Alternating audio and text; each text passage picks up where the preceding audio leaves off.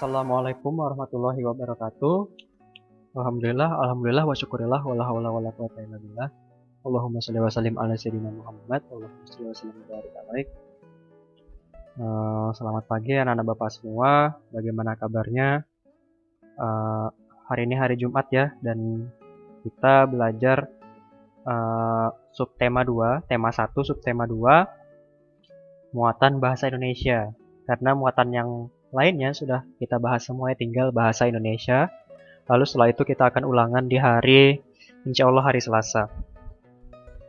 Sebelum kita belajar, marilah kita sama-sama membaca basmalah.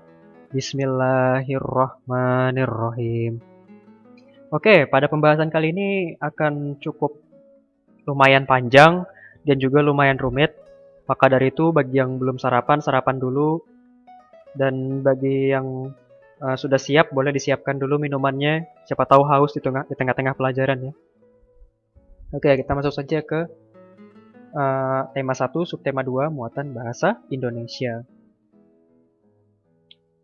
Oke, pada bab ini kita akan membahas cara membuat gagasan pendukung, cara membuat gagasan pokok dan gagasan pendukung ke dalam bentuk diagram dan juga ke dalam bentuk tabel ya. Keduanya mirip-mirip saja, cuma beda bentuk. Dan pada bab ini juga kita akan membahas cara membuat ringkasan teks ya. Nah, pertama-tama kita dulu ya, masuk ke diagram dulu ya.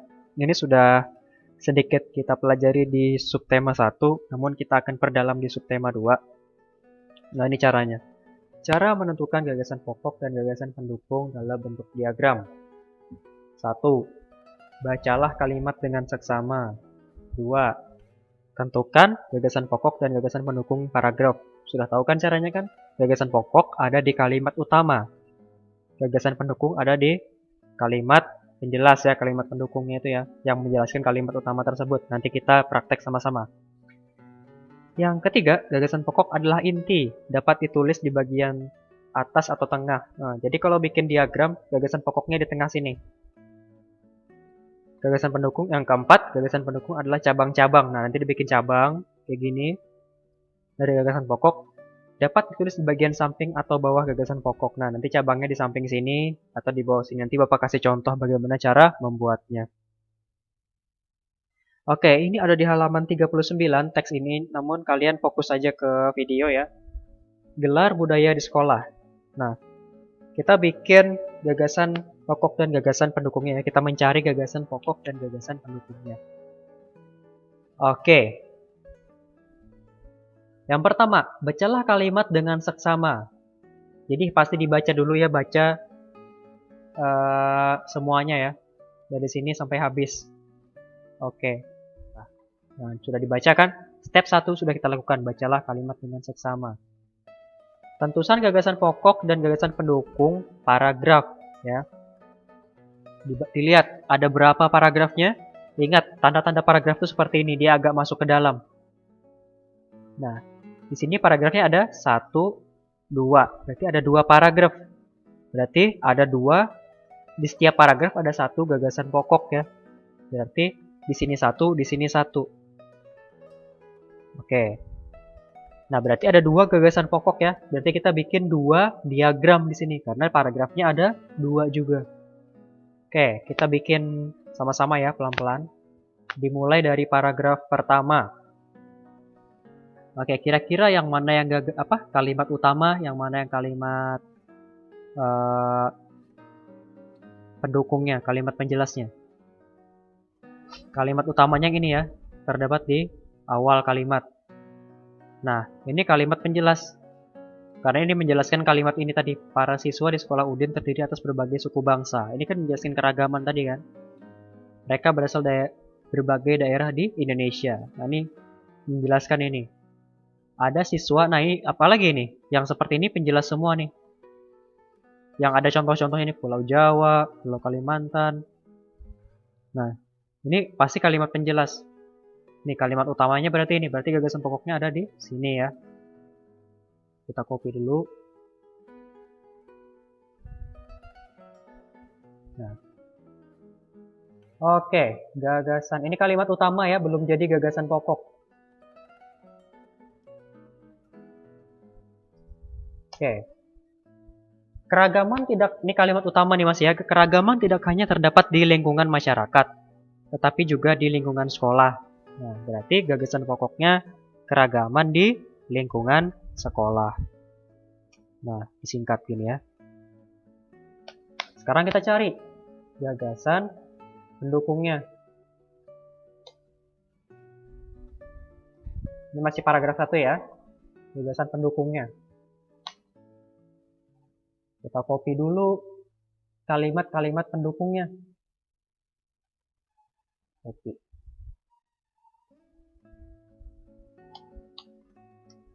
Oke, kalau misalnya di buku ya ditulis dibaca dulu ya. Ada berapa kalimat pendukungnya? Ada. Ingat kalimat itu diakhiri dengan tanda titik. 1. Terus masih ada titik nggak? 2, 3,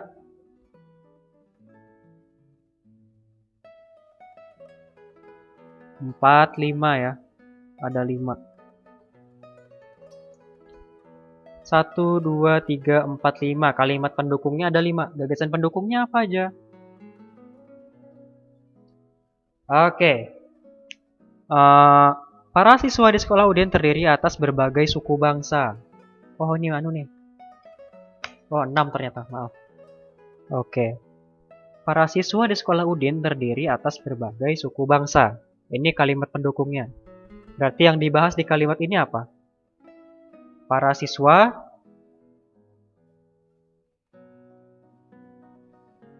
berasal dari berbagai suku bangsa.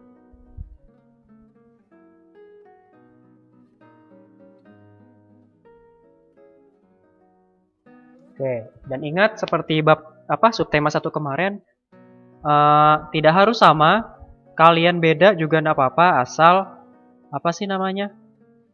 nyambung ya, asal singkat dan nyambung.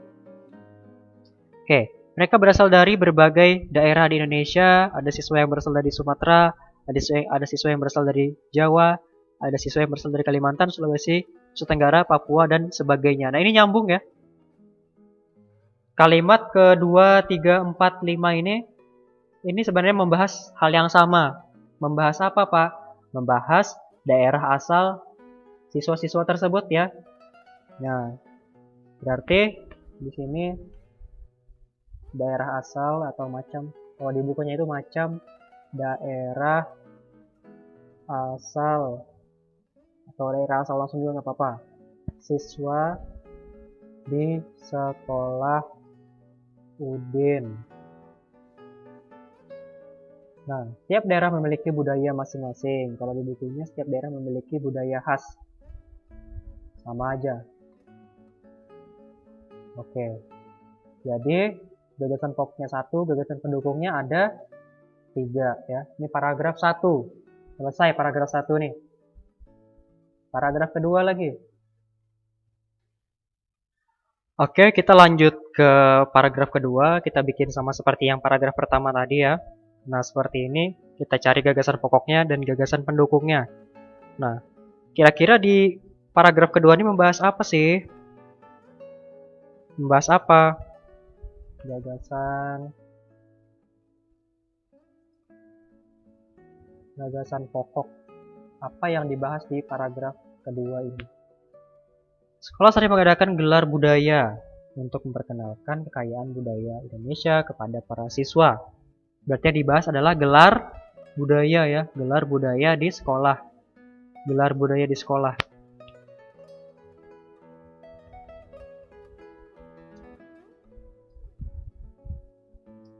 Gelar budaya di sekolah siapa? Di sekolah si Udin.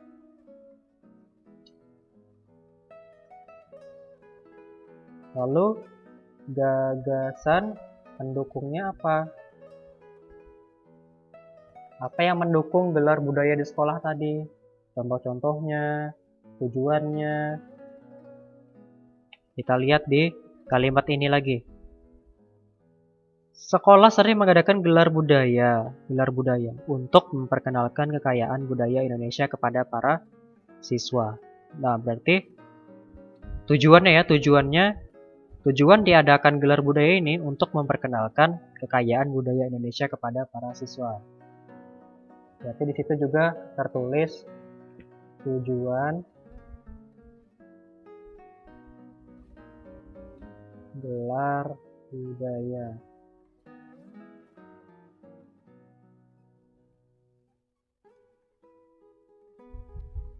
Lalu,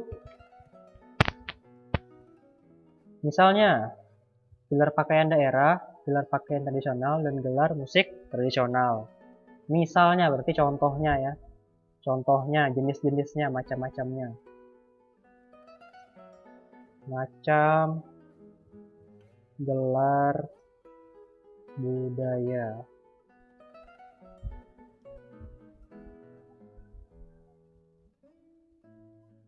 Nah, pada saat gelar pakaian daerah, para siswa mengenakan pakaian daerah ke sekolah.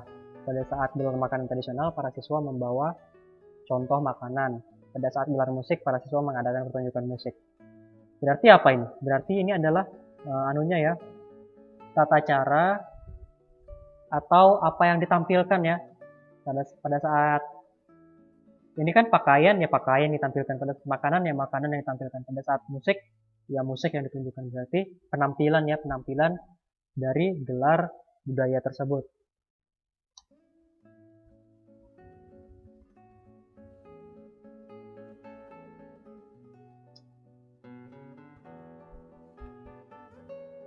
Ya, berarti ada 3 gagasan pendukung yang Bapak dapat. Nah, dan ini Bapak ingatkan kembali, ini paragraf 1 selesai, paragraf 2 selesai. Bapak ingatkan kembali, ini tidak harus sama persis ya. Beda-beda, boleh asal nyambung ya, asal sesuai dari teks.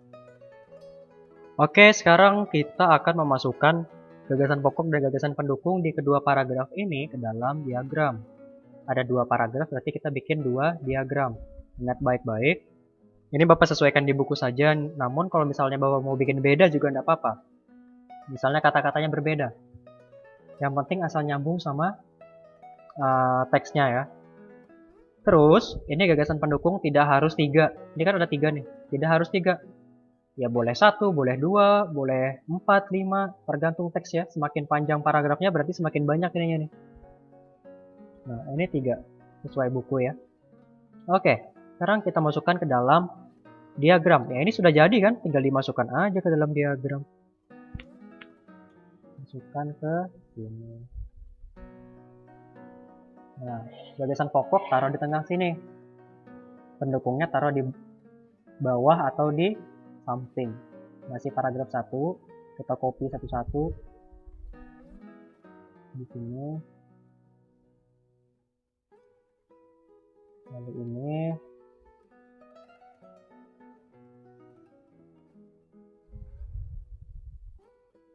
Lalu ini.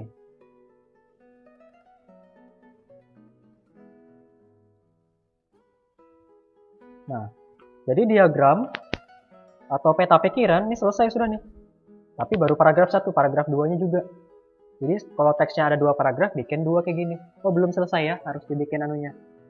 Maaf, harus dibikin panahnya untuk nyambungkan ininya ya. Untuk nyambungkan bagian-bagiannya tersebut.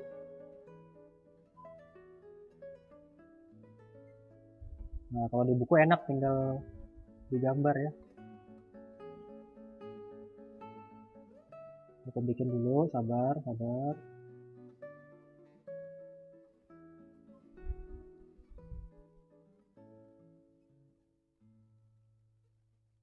Oke. Sekarang, nah seperti ini. Seperti ini. Baru paragraf 1. Paragraf keduanya. Paragraf keduanya sama, tinggal copy. Ini Bapak skip aja ya. Nanti Bapak cut, langsung jadi. Oke, nah sekarang ini adalah peta pikiran dalam bentuk diagram pada paragraf kedua. Karena ada 2 paragraf, kita bikin 2. Ini paragraf pertama, gagasan pokoknya di tengah sini, gagasan pendukungnya ini. Ini paragraf kedua. Oke. Lalu ini dalam bentuk diagram ya. Sekarang kita bikin dalam bentuk apa sih namanya? Dalam bentuk tabel. Nah, tabel sudah ada di bukunya di halaman 39. Nah, kita ambil di sini tadi paragraf 1 dan paragraf 2-nya, tinggal kita masukkan ke dalam tabel seperti ini. Ini akan Bapak masukkan, Bapak skip aja, nanti Bapak lihat contoh hasilnya seperti apa. Oke. Nah, ini adalah peta pikiran berbentuk tabel yang sudah Bapak salin dari ini tadi, 2 ini. Sama sumbernya sama dari sini. Atau kalian lihat di sini juga sama isinya sama. Hanya saja bentuknya aja beda dari tabel. Nih, paragraf 1-nya ini. Tulisan pokoknya. Tulisan pendukungnya 3 ini. Paragraf keduanya sama ini. Tulisan pendukungnya 3 ini juga. Baiklah, sekian dari Bapak. Kira-kira beginilah cara mencari gagasan pokok dan juga gagasan pendukung dalam sebuah teks. Dan juga cara memasukkan gagasan pokok dan gagasan pendukung itu tadi ke dalam bentuk peta pikiran, diagram, dan juga tabel. Bapak tahu ini tidak mudah dan cukup sulit ya. Hanya saja mencari gagasan pokok ini akan terus keluar di kelas 4, kelas 5 keluar lagi materi seperti ini, kelas 6 juga bakal keluar lagi. Dan di ujian akhir kelulusan SD nanti akan muncul soal-soal mencari gagasan pokok ini. Maka dari itu dari kelas 4 sudah mulai pelan-pelan belajar meskipun tidak mudah ya. Nah, jadi kunci utamanya itu ya bacalah teks kan. Yang pertama tadi bacalah teks.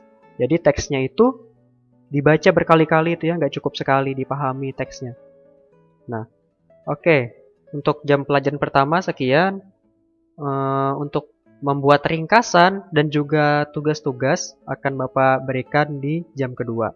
Jika ada pertanyaan silakan chat Bapak akhiri.